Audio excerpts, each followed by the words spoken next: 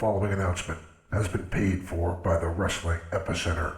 Hey, everybody. Hey, guys. Hello, ladies. Remember me? Let me talk to you, dummies. It's now time It's beer time. TikTok. It's showtime! for the longest running wrestling talk show in history. We are huge. It's gonna be cool. You're where it's at. You smell like me. Tune in each and every week. You better keep listening, or I'll come out of your computer And turn it on for you. or else I'm gonna kick your stinking teeth in. We've been known by a few names. The needs of the many far outweigh the needs of the few. The Interactive Interview, Interactive interview. Oh, yeah. Interactive interview. The interactive interview. Interactive interview. The interactive interview. Interactive Wrestling Radio, Interactive wrestling radio. Interactive Wrestling Radio. Interactive radio. Interactive wrestling radio. Interactive wrestling radio. The Blaze, Blaze 1260 AM. The Blaze. The Blaze. Blaze. The Blaze Rock. and a lot of other names. Weekend Warrior of Wrestling. The Pile Driver. The Epicenter Wrestling Center. 3 Count Wrestling. The Hours Lab. But it's all one show, the Wrestling Epicenter. Wrestling Epicenter. The Wrestling Epicenter. The Epicenter. Wrestling Epicenter, dude. The Wrestling Epicenter. Don't get off. And your host from day one, By ignorance or arrogance. James Walsh. Wake up, sleepyheads. Dr. Carol S. It all starts What a rush. Oh, Boomer Sooner. Thank you very much. I got 2 words for you. Thumbs down. Breaking necks and cashing checks. I've heard a lot about you guys. Check it out. Get out of my face. You win! But I'm desperately out of time! So what you gonna do when Blaze of Mania runs wild on you? now.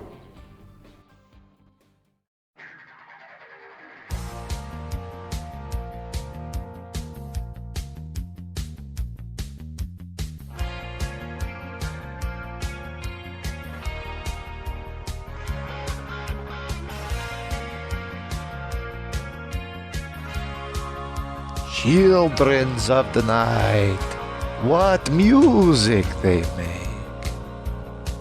Welcome to another edition of Interactive Wrestling Radio right here on WrestlingEpicenter.com. My name is James Walsh, your master of ceremonies, and this week we bring you back to what we love to do, which is to interview some of the legends who were a part of wrestling in our formative years. This guy got in when I was in high school, so I was mostly formed. But here we are with Lodi, who just recently appeared on the Good Brothers Talk and Shop-A-Mania. We had the Good Brothers on leading into that pay-per-view as well. And that was a great surprise. Lodi was out there with a sign. Sick Boy and Ron Reese was also there. I would love to have either of those two guys on. You know, it occurs to me that of Raven's flock, we've had on our show Raven, Scotty Riggs, Stevie Richards, Perry Saturn, Brad Lodi Cain. But we never have had on Billy Kidman, Sick Boy, Van Hammer, or Ron Reese. So I guess I'm about halfway there, right? Anyway, we'll try and make those happen someday. Especially the Sick Boy and Ron Reese. Those two really interest me because Ron Reese was also the Yeti, remember? And he even played that character on Talk and Shop-A-Mania. Hope you guys enjoy our reconnecting with Lodi after 17 years. Remember, our original interview with the man with the signs is available on WrestlingEpicenter.com, still free of charge. Probably could find it on YouTube as well, I'm pretty sure. If not, the MP3 for sure is available on WrestlingEpicenter.com for free. Be sure and click that like button, hit that subscribe button. If you're listening on Facebook, be sure and share us. Let everybody know what you're listening to. Let everybody know that we're doing a good job. Bring as many of your friends, because you won't offend us with some followers. Have a great day, guys, and thank you again for listening to WrestlingEpicenter.com, and I hope you enjoy this interview.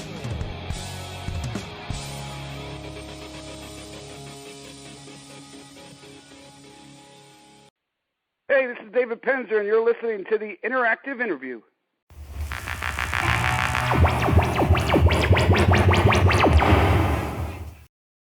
Welcome back to Interactive Wrestling Radio. Joining me on the Newsmaker line for the first time in 17 years is a gentleman we had on back in our first year, back in 2003. I am speaking of Lodi. Brad Cain, are you with me, sir? I am, man. 17 years. You're making me feel old. Has it been that long? It's been that long, and we are that old. It's unfortunate, but we are. I suppose that beats the alternative. We're not pushing up daisies. Exactly. That's exactly right. So part of the reason I reached out to you was I saw you on pay-per-view recently. You were on the Talk and Shop of Mania pay-per-view. Man, how cool was it to be back on pay-per-view after 18 years? Oh, you know what, man? That was a really cool experience. Anytime I get to reunite with any of my flock mates, whether it be Sick Boy, whether it be Reese, Raven, any of those guys, it's always fun for me. And to be around with all the guys that were part of Talking Shop of Mania, I'm friends with so many of those cats. And for us to be able to just go out and have fun and not have any, office politics or things to deal with and just do some entertaining things, it was a great deal of fun for us. And after watching it and seeing the responses online and all the reactions on Twitter that night, I think the majority of people that watched it, if they knew what they were tuning into, I think they were entertained. And that makes me feel good to be a part of something like that, where not only do we have fun doing it, but people found it entertaining to watch, which is, always the key. If you can make the fans happy, that's a good thing too. Yeah, David Penzer made me pop on Twitter. He posted that night. He said, well, I think I was on a few WCW pay-per-views that were worse wrestling than this. Yeah, I saw that. Penzer always comes up with a good line here or there, and I think out of the show, watching bits and pieces of it here and there, I still think the one that stuck with me was, where we stand there and he's like, man, I thought Sturgis sucked. I thought that was a great line. That's the pay-per-view as we're all there, in Luke's backyard. And like I said, just for the way that came across and the fun we had doing it, and Tommy Dreamer put this up, and it's long, and I'm sure you've heard this saying before, but maybe some of the fans have not. There's a saying in the locker room that if you can pop the boys, it's always going to pop the fans. It's one of those things where if everybody in the locker room thinks it's great, it's probably going to get over with the fans. And that was one of those things that I think everyone that was involved with it had fun, and we enjoyed doing it and kind of knew, like, if the fans will watch this and take it for what it is, I think it's going to come out to be a good thing. And since they're planning to do a Talking Shop on Mania 2, I think we have to say it was a success. Very cool to see the flock reunited. And I take this for a few of the questions we have coming up, about the being brothers and not gay and all that stuff. Take this for me being a brother. You looked great. You looked in fantastic shape. How do you stay in such great shape, and do you want to get into what you're doing now away from wrestling? Hey, man, here's the thing with the staying in shape and wrestling. Obviously, I've been wrestling for 25 years now, and 2017, a lot of people don't know this. I had my third anterior cervical discectomy and fusion. I've had 3 neck surgeries, and each time I'm now fused from C3 all the way to T2. So that's a pretty long fusion to go all the way down. And, I was told after my first neck surgery in 94 that I'd never lift weights again. And I was told after my second neck surgery I would never wrestle again. And I came back in 2002. And in 2017, the doctor was like, my neurosurgeon was like, absolutely not. And, I came back 9 months later, and it's something that people are like, okay, is that a smart thing? I never claimed to be super hyper intelligent, okay? But wrestling is in my blood. It's what I do. It's what I love. And I don't know what I do without it. And, I have a wrestling school now. And so this has been something we've had for a little over 2 years. And I absolutely love working with young kids. And I've worked at different wrestling schools throughout my career. When I ran Dusty Rhodes Wrestling Company, helped him with Turnbuckle down in Marietta. Right. Yeah, when I worked down there, I helped run the school and teach his kids there, and there's some other places along the way. And I trained some back at High Spots back in 2012, 2013, and helped Ashley Flair get started and some other kids. And that is something I love to do because I was blessed, James, to be in a situation where throughout my career, I have been around some of the people who, every one of them in their own right, are legends in this business. from Dusty Rhodes to Nikita Koloff to Raven to Jake the Snake Roberts, the guys, DDP, all these guys who took time along the way to pour into me. They gave me knowledge that for me just to not to share with kids coming along would be a waste, and I absolutely love doing it, and I love passing that knowledge along, especially in the case of somebody like Dream who's gone, can't do it anymore. So you get back to, you said I was in great shape, and I appreciate you saying that, and I like hearing it, but I wrestle almost every weekend until COVID kicked in back in March. I wrestle somewhere pretty much at least once a weekend, some weekends 2 and even 3 times occasionally. And I stay booked, 2 or 3 months in advance. And when COVID kicked in with a shutdown, I lost 16 shows right off the bat that I had booked that all got canceled. And, financially, that's a kick in the teeth. Emotionally and physically, my body probably appreciates not being on the road, not taking the bumps, but emotionally, that's just so much a part of my life. My weekends, all of a sudden, I've got all this free time. I'm like, I don't know what to do with myself.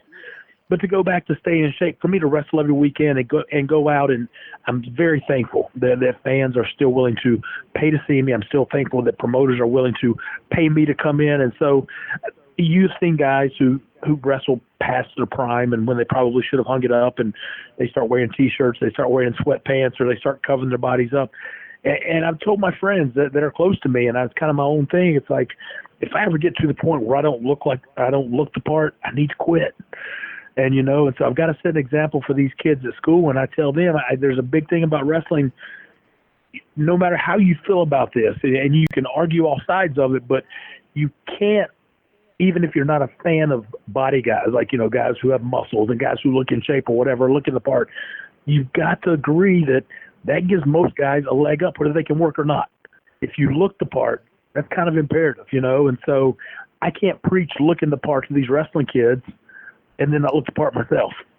I don't think that's fair to be like, hey, go pull up something from, 1998 when I was young, I still feel like it's my responsibility to walk the walk now. And so if I can go do a pay-per-view like you said, and then to have Luke and Carl put me over on the commentary and be like, Lodi's in great shape. But man, look, everybody always loves external motivation, right? So when you hear that and you're approaching a milestone birthday in a month, it's a good thing, Yeah, and I know that milestone because your birthday's 2 days before mine, but I got a few years really? Younger than you. So yep. Happy early birthday to you. And we can't have the birthday talk without sharing with the fans who may not know who else I share a birthday with. We all know this, right? Who's that? You come on now, James. You're the guy supposed to have all the questions here. You don't know who I share a birthday with. I do not know who you share a birthday with. All right. Well, sit down. This is probably going to blow you away here in a second. It blew us away when we realized it. I never put much faith or thought or believability into astrological signs, that kind of thing. I'm a believer in my Lord and Savior Jesus Christ, and everything's in His hands. But there was a certain guy in my wrestling career that he and I argued all the time, man. We would argue over the smallest thing, and we'd butt heads a lot. And it was funny, after 6 or 7 months, some guys were like, why you guys butt heads so much? You're too much alike. And so I was hanging out with this guy, and I said, hey, what do you give for my birthday in a couple of weeks? He's like, a couple of weeks? What do you give me for my birthday? It turns out we're both born on September the 8th. Raven and the Lodi Monster share a birthday. And all of a sudden, both of us just look at each other for like 10 seconds, and we're like, huh. Maybe there is something to it. Who knows? Yeah. It's like, I'm like, when's your birthday? He's like, when's yours? And like, we wouldn't, neither one of us get the date. We're like, come on, say it. I'm like, you say it. Mine's coming up. He's like, mine's coming up. Just a typical Raven Lodi conversation / argument that we, have spent a lifetime doing.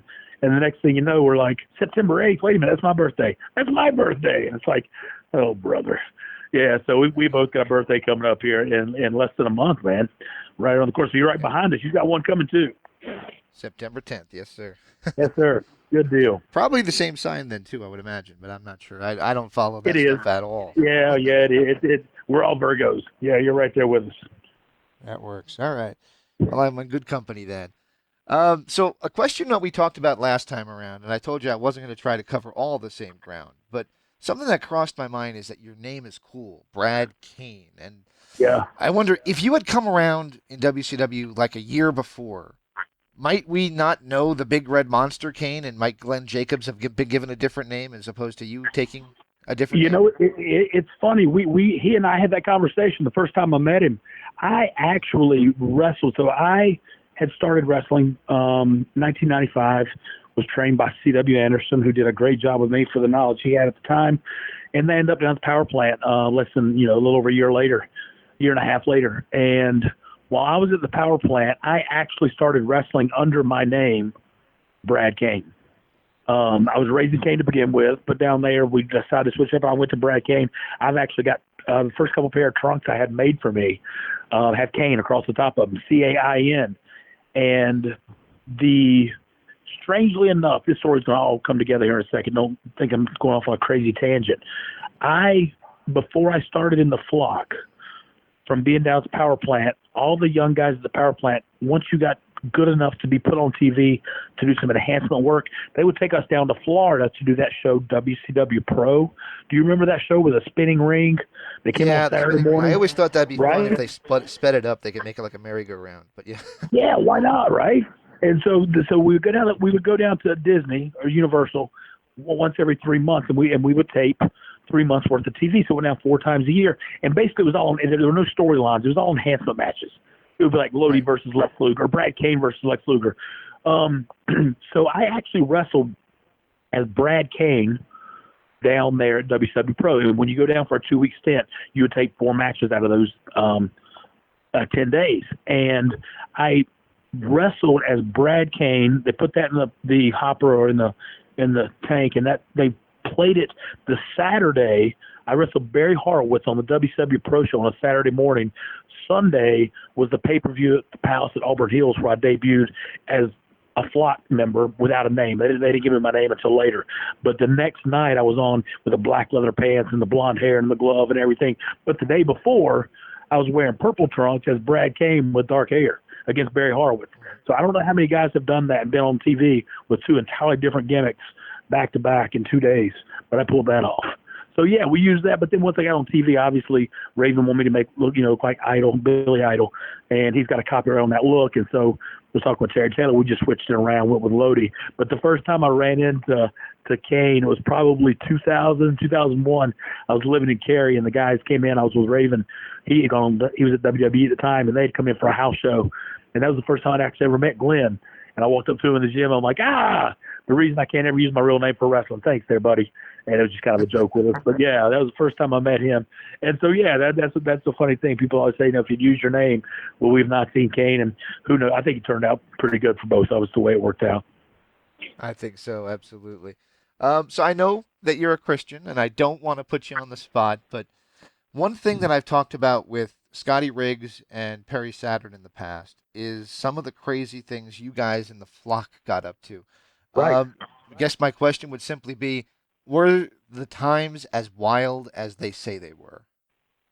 I will be completely honest with you, and I don't have any qualms in talking about this. And my past life, the only thing, and yes, I was a Christian when I was a young man, and I got very far away from my walk with the Lord when I wrestled, and I did some really horrific, horrible things. And I think one of the reasons I am not dead was because the good Lord wanted me to stick around and hopefully help some people avoid some of the pitfalls I made and some of the guys who didn't make it. And I never want to over-glamorize that life when I talk about it, because I don't want to entice some young kid to be like, well, I can go party for a couple of years and then be like Lodi and turn my life around. I'll be okay, because none of us are promised tomorrow. You might not make it through that night. Because there were nights, and I say this in all honesty, and part of it's embarrassing, but there were nights where my drug use, I was to the point where I'm borderline passing out, knowing I'm not thinking I'm either going to wake up in a hospital or I'm not waking up at all. And that was always something that was common. The hijinks, the hilarious stuff. I have never watched a full. What's the deal where the guys go to Vegas and Mike Tyson's there? The movie, The Four Guys. Oh, help me out here. Hangover. Yeah, Hangover. Yeah. So here's the thing. Like, Vegas is one of my favorite towns in the world, and I make it through the first 30 minutes or hour of Hangover, and I'm like, that's tame. It's like, what are they doing? That's nothing compared to what we used to do in Vegas. And I'm like, and it's not a bragging thing, but it's just like the things we did and got away with because of who we are and the way people treat us and allowed us to do. I mean, it was like Animal House hangover times 20.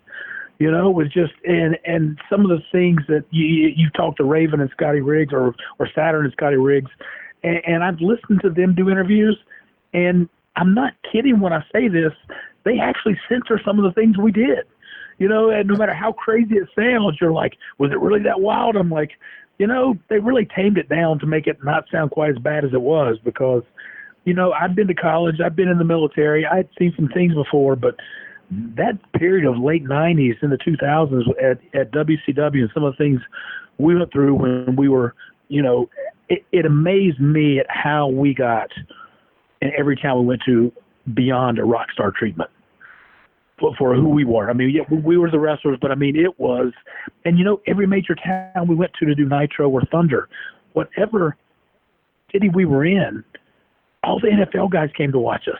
All the Major League Baseball players came to watch us. It was like, they came. One story, and I'll never forget this, and I absolutely loved him to death for this. But back when Karl Malone came on and did the deal with DDP, and Robin did the thing with Hogan, I came into the arena one day. You get there, and I was walking, bringing my bag in, and I'm sure I was hungover, and I'm sure I wasn't sober, but I'm walking through the concourse, going to the locker room, and Karl Malone's taking a picture with one of the WCW guys. And I kind of stopped to go around behind the photographer to not step into their picture. And Karl Malone's like, Lodi, stop for a second. And I look at him, and I'm like, he's like, can I get a picture with you? And I'm like, I kind of snicker, right? I'm like, Karl Malone just asked me to take a picture with him. And I'm like, sure, Karl, that'd be great, So I'm getting ready to take the picture.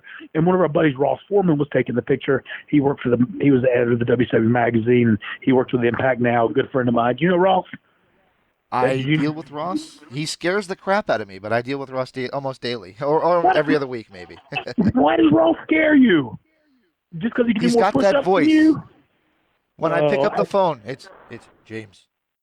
Yeah, I got to James. do it Wednesday. He's got that very intense kind of voice, and it's just like, oh God, what did I do wrong? That is awesome. That you did a good job there imitating Ross. People that don't know Ross wouldn't know that, but that was good.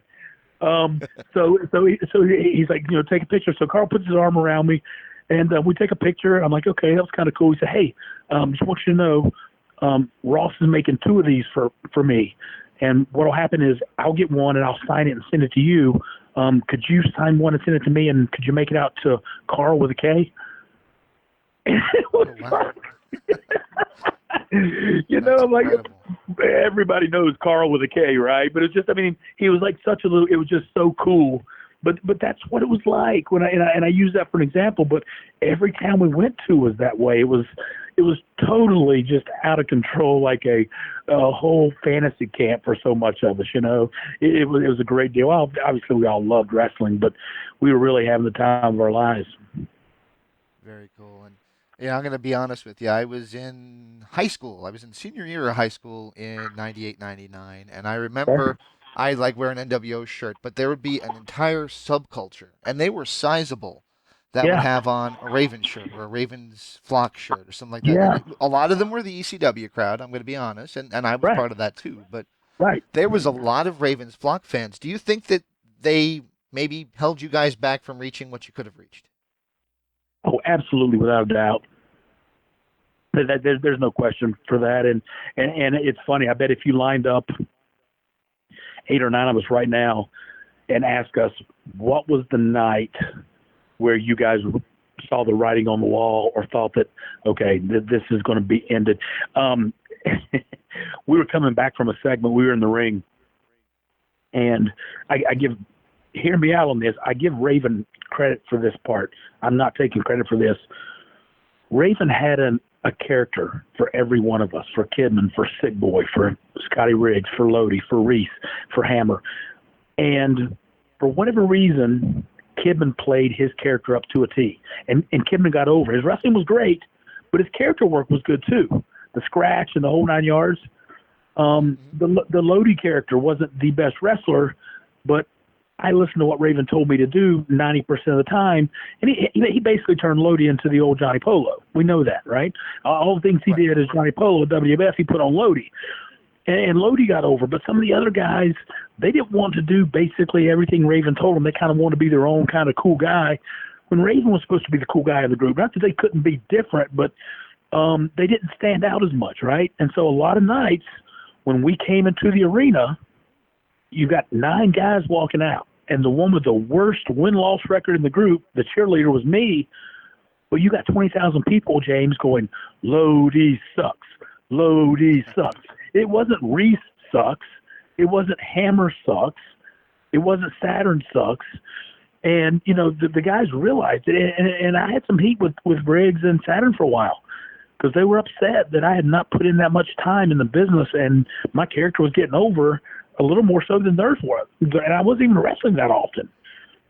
But towards the end of the flock, before we did the whole disbanding thing, we came back through the curtain one night after being in a segment. And I can't remember if we were doing an angle with Benoit or what we were doing at the time. But they were throwing stuff at us, throwing cups in the ring, and the whole place was just screaming, Lodi. So we come to the curtain, and Hogan and Bischoff are standing there because they're the next segment. And Hogan made some comment. He's like, oh, that was cool, kid, or something like that. And everybody looked at me. He's like, good job, Lodi. You just got us fired. And it was right after that a study started talking about, yeah, we probably need to kind of do away with this flock thing and kind of see about breaking you guys up, because they wanted one bad guy group, and it was the NWO. You know, yeah, I'm telling you, like I said, I mean, it's fun now that we're all past that stage, but you know, it's fun to sit back and listen to Reese and Sick Boy and some of the other guys, you know, tell the stories. They're like, man, you know, I at one point, Raven was having to keep Saturn from wanting to kill me. He's like, because I didn't realize how green I was. I was so green, I was blue and yellow, right? But I didn't know that. I'd done a year and a half on the Indies. I thought I was somebody, right? But I didn't know that. You know, Raven had to teach me, and he's like, you know, Perry wants to kill you. It's like all I can do to keep him from beating you up every day. And I'm like, what am I doing wrong? And it just took me a while to realize, you know, those guys had worked 10, 12, 15 years to get where they were. And, you know, they got this upstart kid who's just being a goof, but he's getting over more than they are. And I totally get it. I understand it all now. But at the time, you know, I didn't get it. But to have them sit there and tell other guys now, they're like, you know, that Lodi character right in front of me, they're like, he was so over, you know, and that's always cool to hear, you know, and it's cool that you can have that kind of deal with the fans and inspire that in them, because you don't want no reaction. You either want to be loved or hated, and I think I definitely succeeded in being hated. There you go. Absolutely. And I've heard you praise this match before, and with podcasts, it's kind of cool because some of the guys that were there that you never would have heard their opinion on things before now get the chance to share them, and one of them is Eric Bischoff. I watched the watch-along with Eric Bischoff watching Fall Brawl 98 and the Raven Saturn match. And yeah, it's really weird because he says he double talks in the same sentence. He says, I hate this freaking match. And then in the next match, he says, you know, this match is pretty freaking good. And it's like, which is it? Do you hate it or do you love it? I'm kind of confused. Is that kind of what it was like backstage, where you didn't know if you were coming and going? You know, that night, here's the thing with Bischoff, and a lot of people ask me questions about him. You know, Bischoff dealt with the top guys. We didn't have a whole lot of interaction with him, to be honest with you. He had a couple of words for Lenny and I, and it was, James, it was so brief and so, like, off the cuff, like, hey, Lodi, can I talk to you for a second? Like, pass him in the hallway, like, just throwing out a thing here or there, and, you know, it comes up later that was a really big deal for him, and I'm like, you know, he just told us to tone it down some, and I thought he was, like, half joking. I didn't think he was being serious. That was with the West Hollywood Blonde stuff. But, you know, we really didn't hear from Eric on our flock stuff. I know Raven, you know, probably talked to him a little more than we did, but, you know, that night for me, and you, again, that is required watching for all my wrestling students for a lot of reasons. And I would love to sit down with anybody and hear them say why they hated that match if they went back and knew the storyline leading into that, and why it was the culmination of a 2.5, almost 3-year deal there, 2-year thing of the whole flock and everything that Raven had put all of us through, and Saturn breaking us up and me wanting to stay. And you go back, and this is the reason I make my kids watch it at wrestling school, not so much for the fact that I was in it and what I did but the fact that the fans reacted from halfway on every false finish, whether it was Raven getting pinned or Saturn getting pinned, those cats came out of their seats. You got a genuine reaction from them, and they were emotionally invested in that match. If you haven't watched it recently or paid attention to that, just go back and watch the last 5 minutes, and don't even watch what's going on in the ring, but watch the fans stand up and sit down. You just don't get that anymore because they're not emotionally invested, I don't think. I think that's one thing that we're missing in wrestling today. And you'll hear old timers, the business changed. I don't like it. I don't like this new stuff. I get evolution and the changing of the business and acrobatics and more gymnastics and more flippy floppy and, smaller athletes. I understand. I see all that, and I know it's changed some. Doesn't mean I got to like it. But I want to be emotionally invested in something. When I'm watching Rocky IV, I want to see Rocky get up and not Drago out. I watch some of these matches today, and I know some of these kids, and I'm like, it's just like two guys going out there and doing moves, and I can't get emotionally invested into it because they're all kind of the same.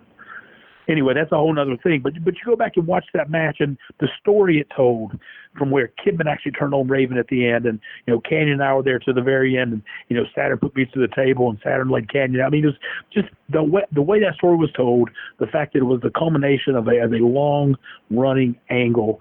It happened in my 30 minutes from my hometown. My whole family was there on both sides, grandparents, the whole 9 yards. I really couldn't sit down and write out a better story for a match to me be involved in and have people that I love and care about get to see it, and something that meant that much to the fans and came across that one. And funny enough, when you said the watch-along thing, I was wondering who it was going to be, and I was surprised you said Bischoff. But I had the kids in the gym back when COVID first started, before we started doing some wrestling again. I had some of the kids come in a couple of nights, and we would watch some matches, and I had Arn Anderson was with us. And Arn was watching, and Arn looked at me when that thing was over. He goes, "You know what, kid?" He goes, "That was a damn good match." He didn't remember. I mean, why would he remember it? He wasn't the agent on the match, and it happened in '98. That was 22 years ago, right? But he watched the whole thing from start to finish, and he looked at me and goes, "That was a damn good match." And it was neat to watch my kids that had not seen that yet. All of them watch them. They knew the story, but kind of see them, get on the edge of their seat and watch what was going on. And I think it has a way of grabbing you if you understand what was going into it. So anyway, that's what we got to push for the kids today, and hope they get some of that. Absolutely. So you're a little bit of a different guy than you were 17 years ago. I think that's a fair statement. We both are. But I wanted to ask you, 17 years ago, you were a little upset. You were a little mad about GLAAD. You weren't glad about GLAAD. And you were talking about you were talking about the Billy and Chuck and how Vince had kind of worked GLAAD into accepting that and all that. And I guess my question is, looking back now, Lenny and Lodi and GLAAD and all that stuff, how do you feel about it in 2020? I stand by probably every statement I made back then, to the fact that the 5 things they threw out there that were eventually what got taken off TV, none of them were true. And I don't know that we went through these when we talked. I imagine we did, but if I just a couple of, for one of them, for first, they said we never won a match. Well, how do we never win a match if Lenny was the Cruiserweight champion? Exactly right. And retained the belt. He never lost it. They actually gave it to Psychosis and said he lost it on a house show that we never did. Well, he never lost the belt in a real match. And we were scheduled to work with Harlem Heat at the October pay-per-view and possibly get the tag straps. So for them to say we never won a match, and they, that was one of their things, we never won a match. The other thing was they said if it had been 2 characters that were already on TV for a while and they were well known, they wouldn't mind us doing it, but to put these characters on 2 brand new people, they didn't like. Well, I'd already been on TV for 2 years. And Lenny had been on TV longer than I had, so that didn't even match up. And again, out of those 5 things, one of the 5 was they said in every arena, Lenny was announced as my homosexual tag team partner. We never used the word homosexual on TV or in any arena, not by the commentators, not by the announcers. They didn't like that. They said, but it never happened. There was one episode in Atlanta where we got in trouble. At the end of our vignette in the back, we walked out of a door and closed it and walked off camera, and they panned back to the door and it said closet. Well, GLAAD did not like that, and so that was one of the first things they got upset about with AOL and Time Warner at the time. And they explained to them we're a weekly episodic show. They're like, they were told they would never air that episode again. Well, one of GLAAD's 5 things were they were told that would never air again, and they said WCW kept repeatedly airing this episode. We didn't do that. They might have shown a clip of that again, but they didn't re-air the show. So, it was one of those crazy things where it's like, you guys have all of these things that you're mad about, and none of them are true. And AOL Time Warner at the time was just like, yeah, you know what? We're just going to kind of give in. And that was the other thing that upset us a little bit was there was no – they just backed down from the small interest group as opposed to looking into is there any validity into what they're throwing out there, because there really wasn't. That was, and so anyway, so that hasn't changed. What our lives have been different, you don't get, you can't make that kind of chemistry that Lenny and I had in the ring. I've had lots of different tag team partners. Lenny and I went on a tour overseas, the World Wrestling All Stars. We did a tour of Australia. We did the UK. We did England, Scotland, Wales, Ireland. We did some shows here in the States. We recently just reconnected back in November for the big WrestleCade show up in Winston-Salem. They have it every year. And, Lenny and I've said this over and over again, and I will keep professing this. Sometimes you just get a partner, and it can happen with somebody you're wrestling against, kind of like Flair and Steamboat had chemistry in the ring. You can't always pick where that's going to come from, or you can't generate that just because you want to. And for Lenny and I to be two guys who didn't know each other, we weren't buddies, we weren't pals, we weren't riding buddies, we weren't partners, we hadn't grown up together. For us to kind of come up with that gimmick and just go from not knowing each other to all of a sudden we're tagging together every night, we're riding in cars together every night, we're taking every plane flight together, room in hotels every night, and to get along the way we did, and just, I think we got along so well outside of wrestling that just played over into our wrestling characters. And so much of what we did, and I've talked about this some recently, obviously there's some things that we do repeatedly that we do well that we know is going to work, but so many of the things that we got credit for were like, oh, that was really cool, we came up with on the fly. It just happened. It's almost, I know it sounds crazy, but it's almost like we read each other's minds because we knew where one of us was going, and we give each other a look, and it's just like, we both go there together, and it just comes across as good TV.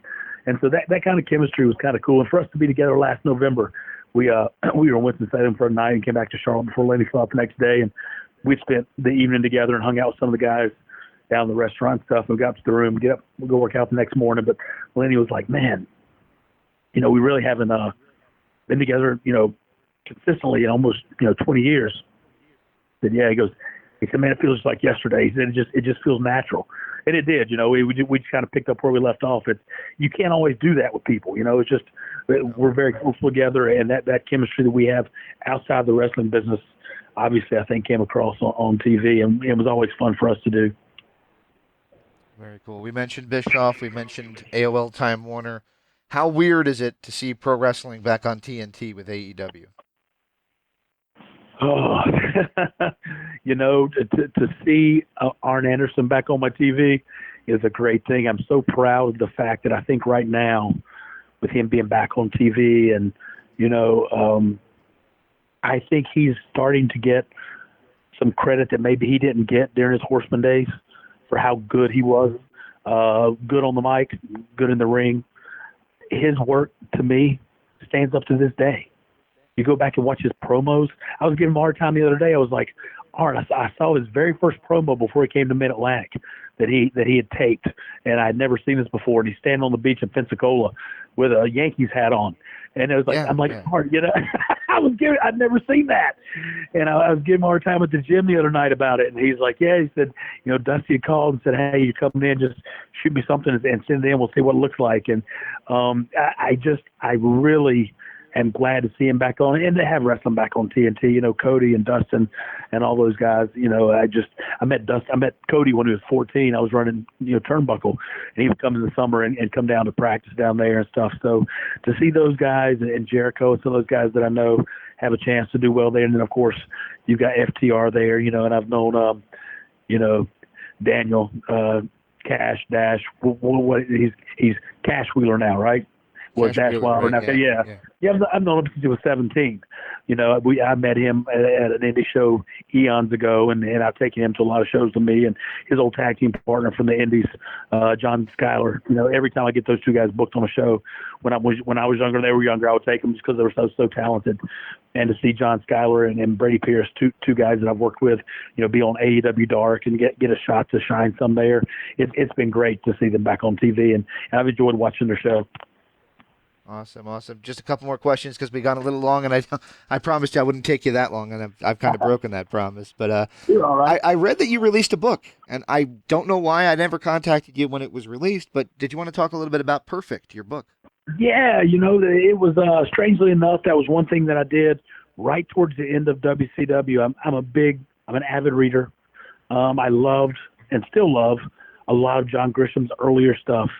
And quick story about him, you know, he was a lawyer and never set out to be an author. And I read one time in a book that he wrote, A Time to Kill, which ended up being his first book.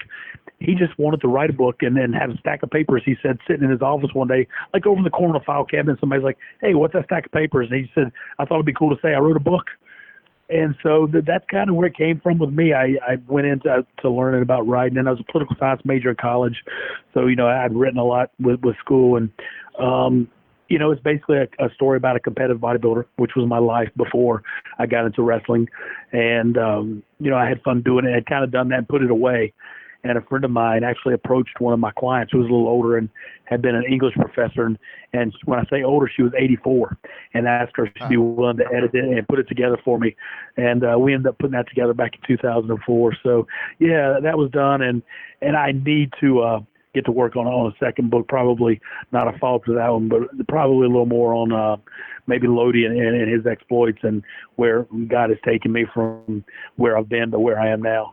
Will probably be a little more conducive to helping some other people more so than just a fun, silly read about bodybuilding. Sounds like fun. All right. Well, last question for you, and it's not a hard one, but it's going to be just a simple one. Where can people find out more about your wrestling school? YourFlexAppeal.com. My gym that I own here in Charlotte is called Your Flex Appeal. So there's a whole tab on there for the Team Fearless Training Academy, and they can get all the information they need there.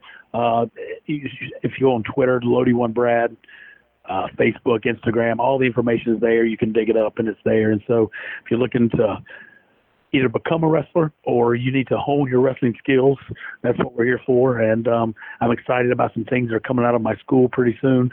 I'm looking forward to getting past the COVID thing so my kids can get back to work. I've got a couple of kids I've been working with for a while now. They're all doing indie shows, and they're doing great. But with everything being shut down right now, obviously they're not working. But I'm looking forward to that. And like I said, I got a couple other things that I'm looking forward to hitting the wrestling world. I think it's going to make a big scene here.